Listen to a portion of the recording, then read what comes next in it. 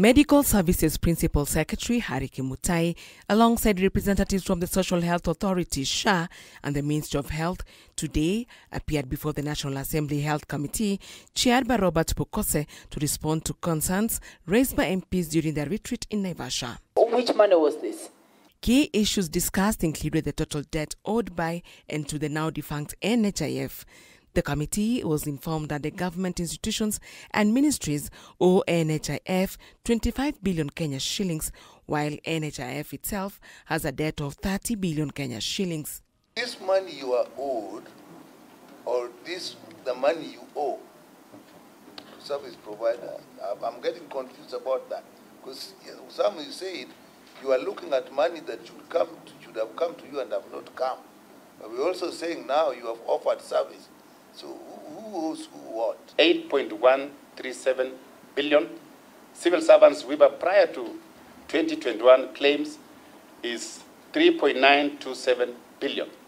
The subtotal or the total amount owed to NHIF by Ministry of Public Service is 15.5 billion Kenya shillings.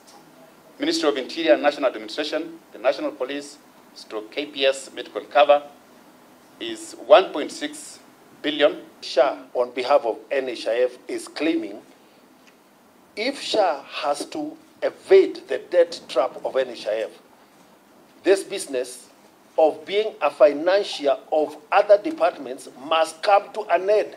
Additionally, the ministry was questioned over NHIF's involvement in compensating injured civil servants under the Work Injury Benefits Act, WIBA. I want to see the interplay, the clear relationship between NHIF, which is superintended over by the Ministry of Health, and then the working relationship, the structured relationship between the Ministry of Health and the Ministry of Labor, and then the connection between the Ministry of Health, the Ministry of Labor, and Treasury, and the money trail.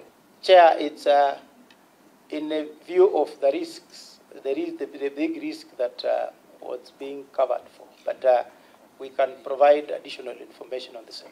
The team is expected to reappear before the committee in 2 weeks, by which time it is required to review the capitation for optical and dental treatment. That this should be enhanced, especially because in some areas, optical issues are infectious diseases that may affect the whole household. Like glaucoma and other things. And if you have a household that is suffering from an optical problem, it's an outbreak within a family, and all you can give them is 1,000 shillings per year, I think that is many of them will go blind. Lawmakers argued that the current allocation of 1,000 per household per year is insufficient.